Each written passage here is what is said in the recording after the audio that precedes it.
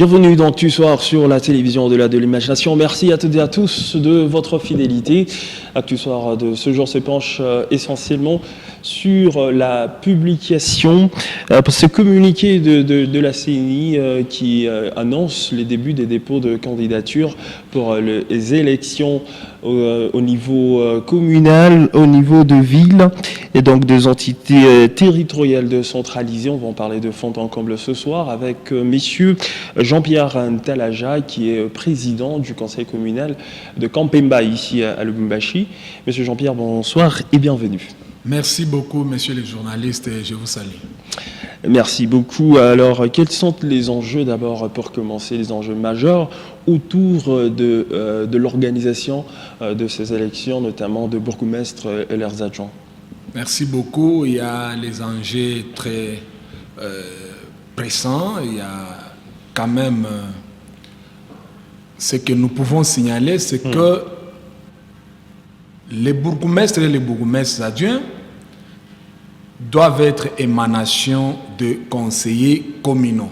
Donc les honorables conseillers communaux de la ville de Lubumbashi et tous les honorables conseillers communaux de la RDC sont prêts pour offrir aux entités territoriales décentralisées communes leurs dirigeants élus légitimes pour mettre fin à ces histoires de débat entre conseillers communaux élus et les bourgmestres et leurs adjoints nommés par ordonnance présidentielle.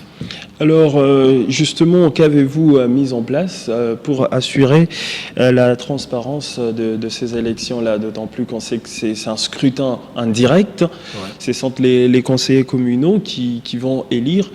Comment vous allez faire pour assurer une bonne transparence de ces élections-là? La transparence est tout à fait normale parce qu'il s'agit des élections indirectes. En tant que telles, nous, honorables conseillers communaux, nous sommes comme... Donc nous allons faire les mêmes exercices que les honorables députés provinciaux ont fait il n'y a pas longtemps pour élire les gouverneurs, leurs adjoints et les sénateurs. Nous allons élire les bourgmestres, leurs adjoints et les conseillers urbains. Que donc, par rapport à la transparence, je crois que chacun, en déposant sa candidature, en postulant, il sait qu'il va se retrouver en face des élus légitimes du peuple et il va essayer de vendre sa personnalité, il va vendre ses qualités, il va vendre ses compétences, que donc il a un projet de société à présenter devant les élus communaux. Mais là, il y a à boire et à manger parce que si ces élections avaient eu lieu en 2024 comme la loi prévoit, en tout cas, on pouvait faire un mauvais choix. Mais Dieu seul sait pourquoi nous avons pris plus de 18 mois sans qu'il y ait les élections de bourgmestres, des bourgmestres adjoints et des conseillers urbains. Qu'est-ce qui expliquerait ce retard-là? Non, là c'est une violation pure et simple du calendrier, donc de la loi, parce que la loi était claire. Quand il y a un bureau définitif, 3 jours après, le processus de mise en place par élection de bourgmestres et bourgmestres adjoints et des conseillers urbains devrait déjà être déclenché. Que donc la CENI avait violé le calendrier, son propre calendrier et même la loi électorale.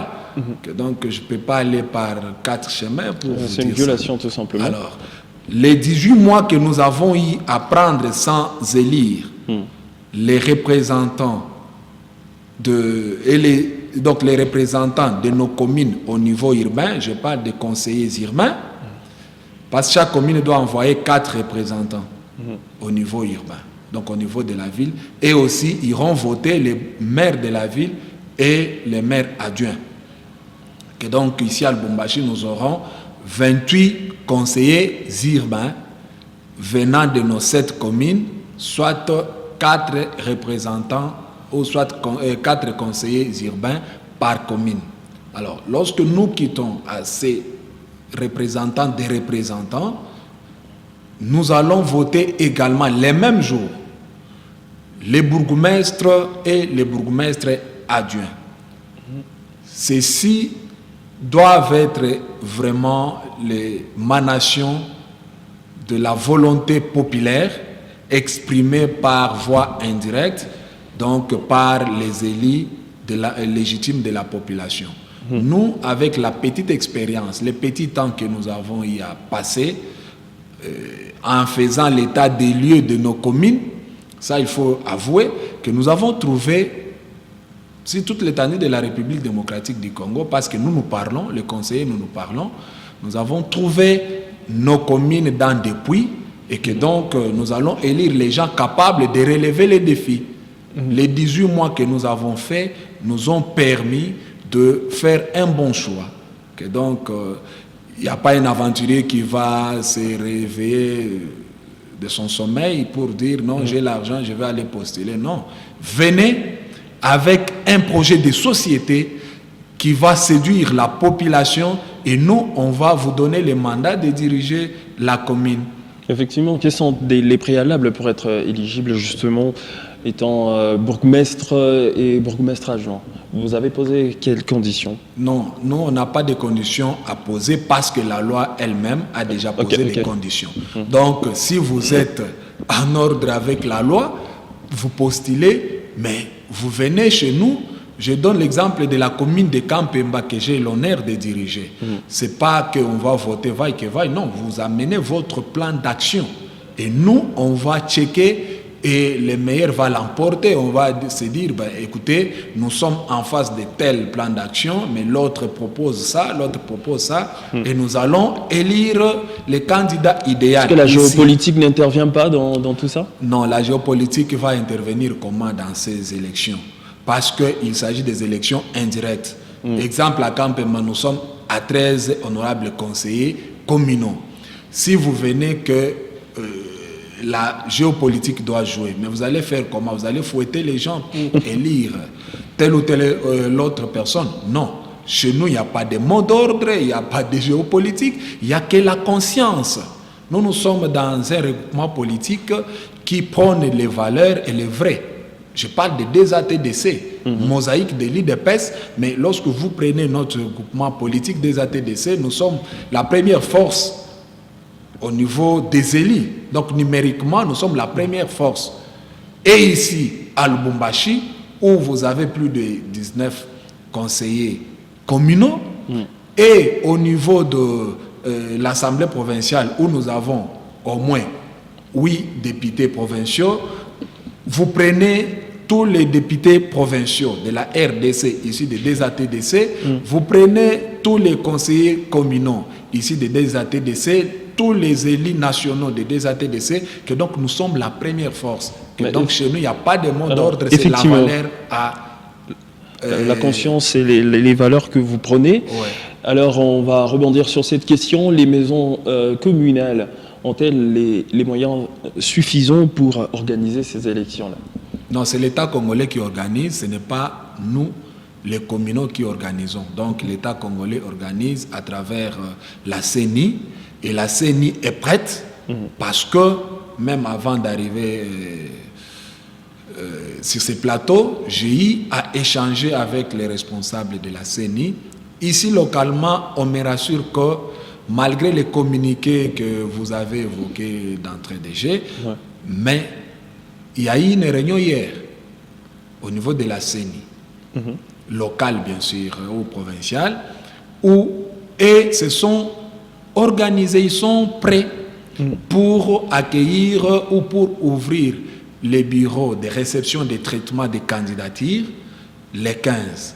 Et donc le communiqué est là, le gouvernement doit faire sa part des choses. Nous attendrons le 9 octobre.